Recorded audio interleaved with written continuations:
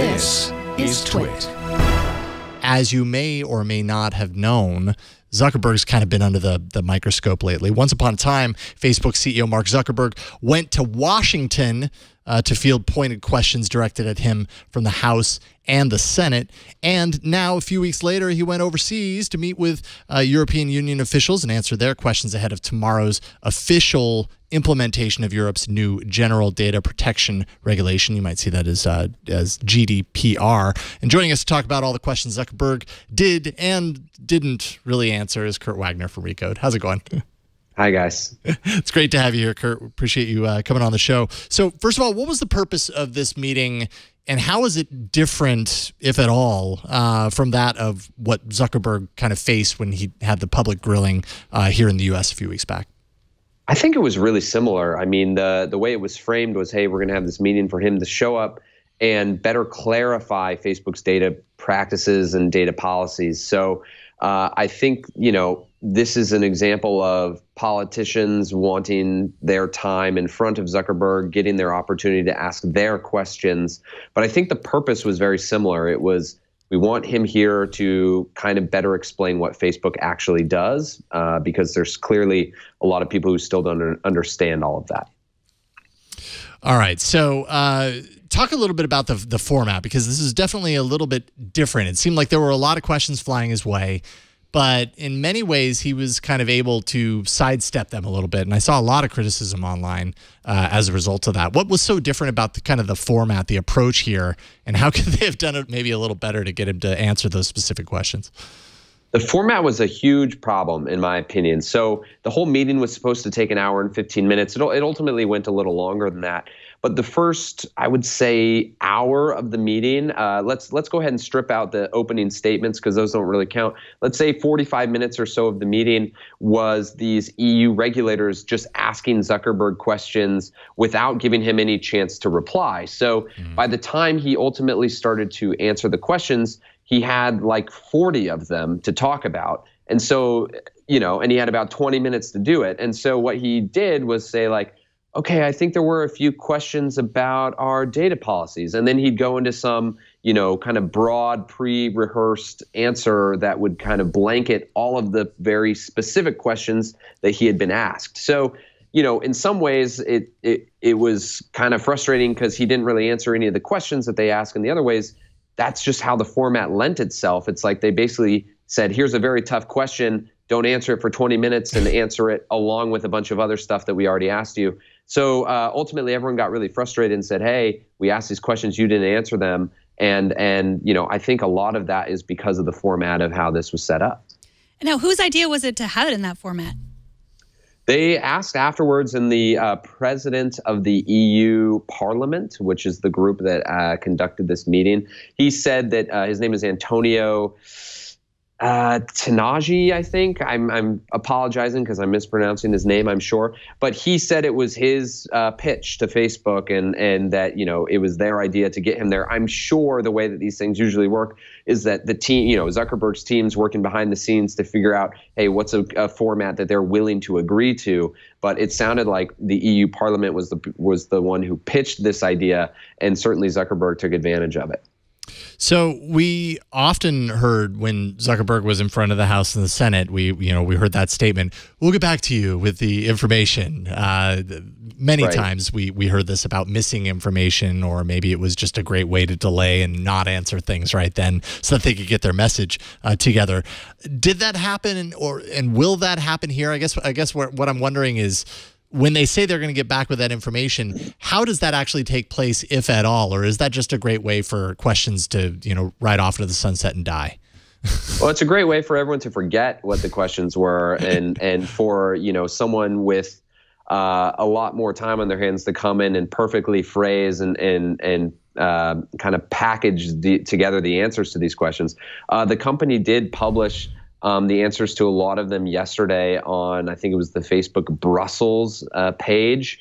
And so I was reading through them. But, it just really loses a lot of the luster when, it's the same reason as a journalist. You don't mail or email all of your questions to a source. You want to hear someone answer them in the moment. You want to hear how they react, right? Like, do they pause? Do they stumble? Do they have trouble answering the question? And you don't get any of that when you're just simply, putting them in writing. And so we did see technically some of them being answered, but I don't think it really carried the same weight as having Mark Zuckerberg do it on the spot right there on video in front of all of these politicians. And so did he say he was sorry? He did say he was sorry, but he's been saying sorry for a while now. So I'm not really sure that at this point, I think we know he's sorry. I think it's more of a, well, what happens next kind of a situation. Yeah, what are you going to do about your sorry? Right. What would you say were some of the standout kind of questions, whether he decided to answer them in reality or not? It kind of sounded like they had more direct, more almost critical questions. They took a much more critical stance. What were some of those questions? Yeah, it did feel that way. And it could have just been that, they were able to ask without him kind of interjecting. So, it felt more of like a pile on. But I do think there were some smart questions. There were some about, Facebook's kind of monopoly power. We heard a little bit of that in front of U.S. Congress. But here it was emphasized this notion of actually breaking Facebook up and saying, hey, should WhatsApp be its own business? Should Messenger or Instagram be their own businesses? And so that was presented. There was also a question about, what are referred to, I should say, as shadow profiles.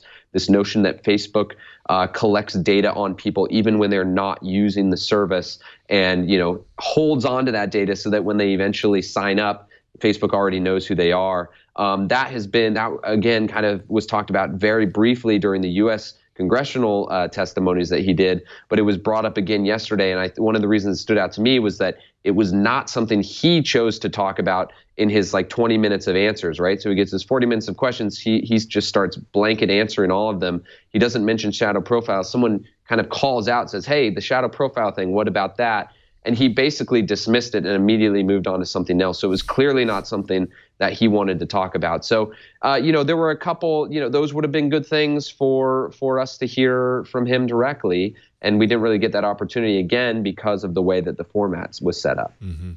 So one of the glaring inconsistencies between advertising on the web and advertising on TV or in newspapers, political advertising, is that it has to be labeled as such everywhere except for on Facebook. But you have a piece today about how that might be changing in terms of political ads. It is changing. So Facebook is now going to label all political ads that you see on the service. You're going to be able to click and see who paid for the ad, who saw the ad. So, was it men or women? Where did they live? What age demographic do they fall into? And then you're going to be able to see what other ads that same advertiser has bought on the service. And so this whole thing is meant to prevent another situation like we saw in 2016 when there were kind of Russian trolls that bought political ads to try and influence voter behavior, and no one, was really aware who was buying them and what they were trying to accomplish. So this whole notion of making ads more transparent, especially when it comes to political ads, is not just something Facebook's doing, but obviously they are the most high profile given everything that happened in 2016. And today, they've talked about this before, but today they're actually rolling it out. Man, that's kind of crazy. They were showing Josh was showing off the kind of animated GIF of the motion through it, actually pulling up the funding behind the ad down to the numbers. That's actually kind of remarkable that they're pulling open the curtain so wide on something that's so secretive usually. It should, and to their credit, it shouldn't be secret. I mean, that's the whole idea of kind of these campaign finance laws, is to make sure that you don't have some mysterious mystery person, funding a candidate or whatever. And on Facebook, clearly they were able to do that in the past, and now they shouldn't be able to moving forward. But Facebook has said we're going to lose money on political ads. The amount of kind of cost to do this technology, to monitor and review and do everything, is apparently going to outweigh whatever they make from selling these ads. So that's what they're claiming, at least, and that's their way of saying, hey, we're taking this very seriously. But yeah, it is interesting that you can see, kind of not down to the cent, of course, but you can see generally how much these ad campaigns are going for. Sure. So you're telling me they're not going to charge more for those ads now at some point? Well, you know what? I'm not sure if the way that the ad system works is it's kind of this like, market auction-based thing. I assume it's the same for political ads, right? So they will probably sell for as much as the market dictates. Knowing how targeted you can be on Facebook, it does seem likely that at some point those ads will probably go up in cost. But Facebook claims, hey, we're losing money on this. We're just doing it because we want to be as transparent as possible. So. And what do they mean by political ads? Is it just for political candidates, or is it for political topics or organizations? Like, how do they define what a political ad is? Yeah, that's a really good question, and it's a really tough question to answer because there are what are called issue ads, which are ads that are either promoting or condemning a particular stance, right? So gun control or abortion or education or whatever it may be, those might not be promoting a specific candidate. They might be promoting an issue. And those have historically been harder to identify, right? Because that's a very subjective thing. And so what Facebook has said it's going to do is basically monitor for those. And if an ad about they have a list of 20 topics, abortion is one of them, education, guns. So any ad that touches on guns will theoretically, they will look at and they will say, okay, well, is this actually promoting, is this a store? Is this your local, sporting goods store that's promoting the sale of a gun? Although I don't actually think you could probably do that on Facebook. This is a terrible example. But that would be different than someone saying, hey, we need gun reform, right? So the idea being, can you separate ones that are political in nature versus just ads that are in the same category but don't have a political spin to them? That's what Facebook's going to attempt to do, and it's going to be really hard because, again, that's a very subjective thing to be measuring and kind of deciding, especially at the scale and volume that they're going to have to do it at. Sure. Now, shifting gears just a little bit, you also wrote about the fact that Facebook executives are apparently they're lifers, essentially, at the company. Talk a little bit about why that's unique. And I'm sure Facebook, in comparison to a lot of other companies facing the scrutiny that they're facing right now, you're saying in your piece that it would make sense that this would be the time if they wanted to jump ship, but no one's doing that. Why are they sticking around?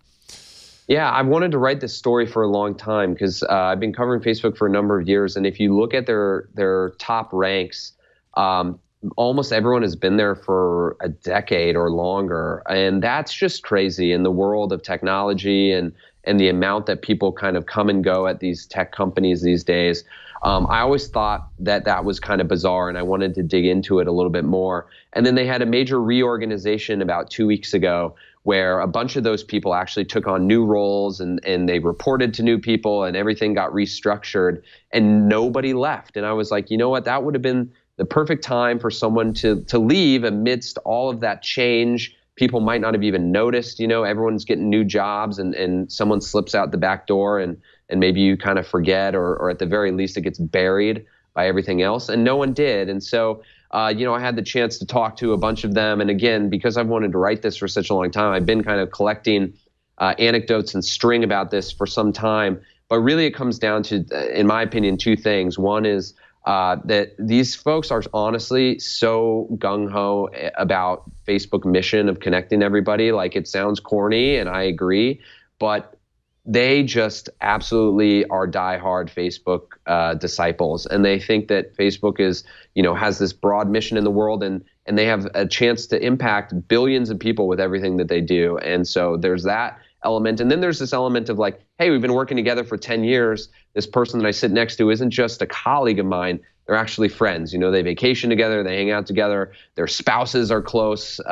So there's this element of kind of family about that, and having talked to a bunch of them, you really started to hear that come through consistently. And so I decided to, write this story and try to give people on the outside a sense of like, why are these people still here? They've made a lot of money. They certainly don't need to be. Yeah, absolutely. That stood out in your article. It's like, it's probably not money at this point. They don't need that money anymore. Right. If they've been there that long at a company like Facebook, they're doing all right. It's about that greater mission. We've heard, Zuckerberg has said that time and time again, even before what we're going through now, but that's been his kind of, his cry over the last, however many years, that this is bigger than just a company. This is about a mission to, do all of these crazy world shaping things and shaping the world they are right now, for better or for worse. But hey, maybe they can do more, make more of a difference, more of an impact inside than they do outside. Or maybe leaving is a signal that things got kind of hot in the kitchen,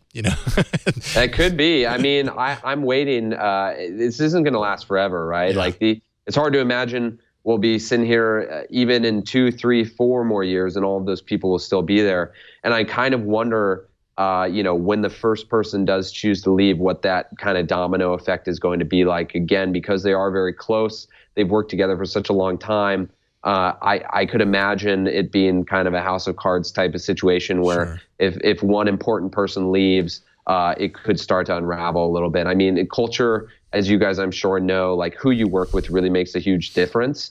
And Facebook's been fortunate, I think, to have these people stick around as long as they have. So it'll be interesting to see how much longer that crew stays together. Absolutely. Kurt Wagner with Recode, recode.net. Always appreciate getting you on, Kurt. Thank you so much for joining us tonight. Awesome. Yeah, of course. Thanks very much. Take care. All right. We'll talk to you soon.